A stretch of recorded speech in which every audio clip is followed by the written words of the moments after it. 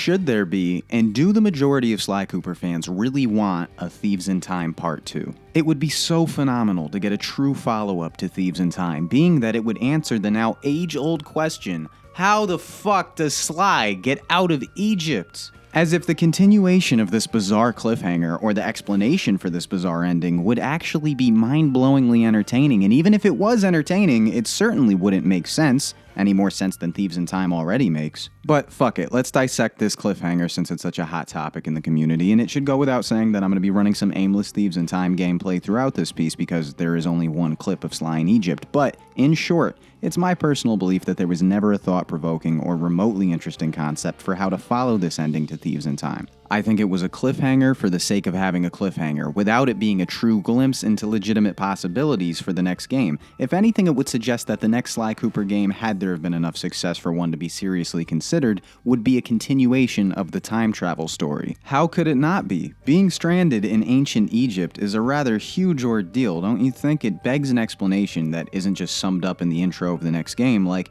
yeah, so after getting out of Egypt, we were off to other shit. To me, it suggests that Sly 5 would have to be more like Thieves in Time Part 2. Especially because we didn't meet Sly's father, on top of the fact that Sanzaru was comfortable creating new Coopers we never learned about in the Thievius Raccoonus, there could certainly be more for the Cooper gang to explore through time travel. I'm not confident that Sanzaru's plan for getting Sly out of Egypt would make sense in relation to time travel theory, and to imagine a way to get Sly out of Egypt that makes sense in relation to time theory only sends you down a rabbit hole of time travel theory anyways, which pulls you even further away from the natural vibe of what a Sly Cooper game should feel like. It's not Back to the Future. It's not Rick and Morty. It's Sly Cooper. Now, for those of you who don't know, I wrote a treatment for a new Sly Cooper game. Check it out on my channel if you haven't seen it. When I took it upon myself to write a Sly Cooper script as a sequel enthusiast and as a writer who understands a traditional character arc and a traditional heroic arc, I decided to write a follow-up to Sly 3, not because I'm hell-bent on denying the existence of Thieves in Time, but because the ending of Thieves in Time pigeonholes the subject matter of the follow-up story. In other words, if Sly 5 has to start where Thieves in Time left off, it picks up in ancient Egypt. So where do we go from there? Sly escapes ancient Egypt in just the first level and just enough time to set up a new story, and then we head off in that story's direction? There's nothing structurally proper about that at all, and none of you care. You're hating my guts right now for what I'm saying instead of realizing that your love for Sly Cooper does not make the Thieves in Time cliffhanger a sensible idea. It never was. Why does a Sly Cooper game have a cliffhanger in the first place? That in and of itself breaks part of the traditional mold of what a Sly Cooper game is, because Sly games never had cliffhangers. So while a lot of people think I wrote a fanfiction follow-up to Sly 3 as a big fuck you to Thieves in Time, the actual reason was that I, in my wildest imagination, would have no fucking clue how to write a follow-up to Thieves in Time. The only logical way to follow up Thieves in Time, in my mind, would be with another time travel story, and that's just not something I'd be interested in writing, not even as fanfiction. That's something Vivi would be interested in writing, so should he ever summon the strength to get off his ass and write a follow-up to Thieves in Time, you could have Thieves in Time 2 and Sly 4 Deceit of Thieves. That is if you like fanfiction, instead of hating it, if it doesn't coincide with your fanfiction ideas that you never lifted a finger to put on paper, and if the Sly Cooper fan community supported well put together elaborate Sly fanfiction instead of praying it gets a cease and desist, we could fund something like a fan-made animated series for the fans. The industry has promised you an animated series for what, like 2 years now? That'll never see the light of day. I'm telling you right now, whether you agree with how I go about it or not, I would personally put together a Sly animated pilot with my team, and I'd personally pay Kevin Miller whatever he wants to voice it if he'd consider it, totally non-profit so that it wouldn't be illegal, just so we have some new Sly Cooper. Does that sound like a bad thing? You want to go running your mouth to the fucking feds about it to make sure it's not a possibility? Now, even though I sound a little heated, because I do get on a roll here, and I'm an eccentric character, I do understand how the people who don't like me feel about me, and I understand the consensus they have of me. It's that I'm playing God. Like, in other words, I don't get to decide the future of Sly Cooper. Sanzaru, Sucker Punch, or Sony do. Well, guess what? They've all made their decision, and they've decided that Sly Cooper is fucking dead. So if we're really passionate about this series, why wouldn't we create fanfiction? The only Sly Cooper story you'll ever see again will be fanfiction, and we're the only guys who have done it in a serious treatment, because if we didn't, nobody would have. All you guys know how to do is demand shit and talk shit. We put our money where our mouth was and made something for the fans. Even if you disagree with how we did it, it's still more than Sanzaru, Sucker Punch, or Sony have done in recent years, and you can't take that away from us. Also, something a lot of you neglect to understand is that Sly Cooper is intended to be an experience that of a playable graphic novel, and its original cutscenes are illustrated in comic book fashion for a reason. Somebody in the comment section claimed that my consensus of this is wrong, and that Sly Cooper is supposed to be more reminiscent of a Saturday morning cartoon. Usually I'd say you have a right to your opinion, but this is actually factually wrong. Everything from the art style of the original games to the origin story of a young boy who loses his parents and grows up to avenge them is more reminiscent of comic book heroes. Think Batman, think Spider-Man, think Superman. They all lost their parents and grew up to avenge them or defend their honor or extend their legacy. And comic books, as you know, have several different stories that exist in several different timelines applied to the same character. They all coexist at the same time. There's a difference between Spider-Man, the Amazing Spider-Man, and the Ultimate Spider-Man. They all tell different stories, they all have a different tone, and they all have different art style. In that respect, Thieves in Time serves as a different adaptation of Sly Cooper, a different story, different graphics, different art style, and a different interpretation of the characters.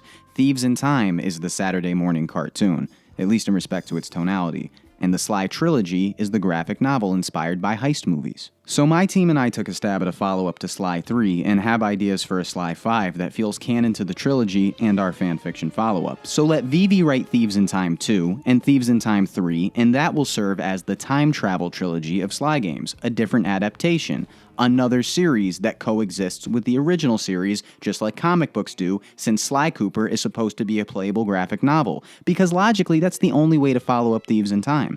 Now I know not many fans of the series care about continuity, tonality, or traditional story arcs, so if a follow-up to Thieves in Time was about Sly traveling to space to fight a space monster, you'd accept it, as long as I didn't write it. But in the realm of logic, continuing to travel and fight obstacles through time would be the only way to follow up Thieves in Time. The amazing thing is Thieves in Time fanboys will downplay everything that's great about Sly Cooper's story beats and defend the silliest elements of Thieves in Time just to prove me wrong. The debate usually starts with me saying something to the effect of, Sly Cooper has grit, Sly Cooper has edge, and that's what appeals to me about it. Thieves in Time fanboys then push the fuck out of the idea that Sly Cooper is intended to be silly, goofy, cartoon-like.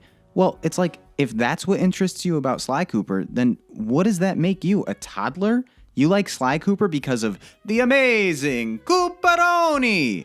What about that is worth defending?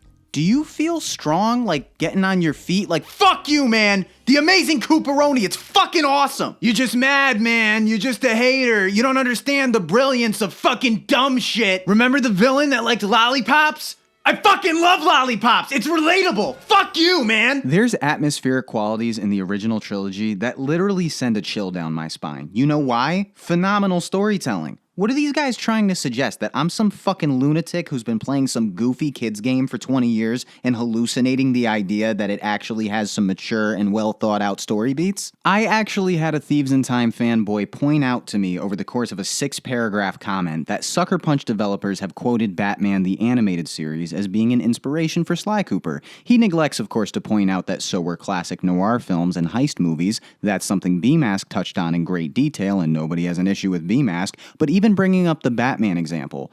Okay, case in point. Fucking Batman? An animated series based on a very gritty graphic novel that's been adapted into serious dramatic films like The Dark Knight and The Joker? The commenter goes on to highlight every time the word cartoon is mentioned, perceiving it in the most literal sense, and that's a very technical argument. Family Guy is a cartoon. We're not talking about what a cartoon is by literal definition. I'm aware of what a fucking cartoon is. We're talking about whether or not Sly Cooper was originally intended to be cartoony.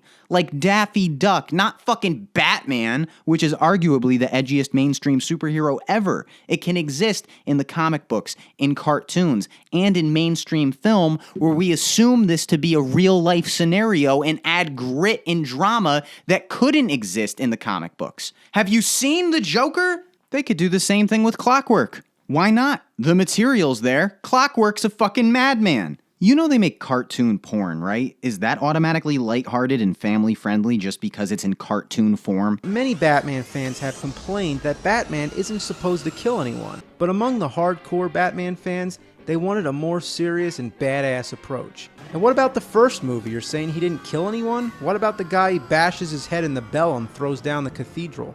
And in the early comics, Batman killed criminals all the time. And let's look at the original Batman movies. The original Tim Burton Batman has the feel of a slick noir flick. The second film gets darker and grittier, with edgier, more psychologically twisted villains. The third one finally begins to lighten the mood and have a little fun, but not by dropping the edge completely, just by lightening the edge. And the fourth film, oh, what do you know it, is a cartoony parody that mocks the fuck out of everything that makes Batman interesting. Chicks dig the car.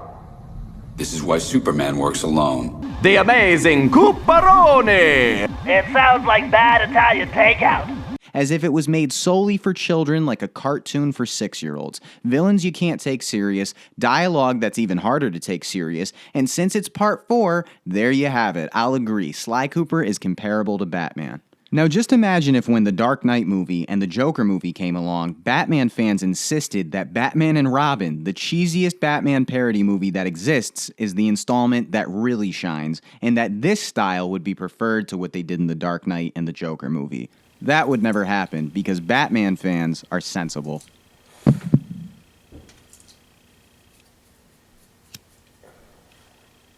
Okay, and that's everything you want to state for the record? Yes. You do understand that nothing you said helps your case. For the record, what does that mean? You know what? I'm gonna butt in here for a second. You've been served a cease and desist and brought up on copyright infringement charges.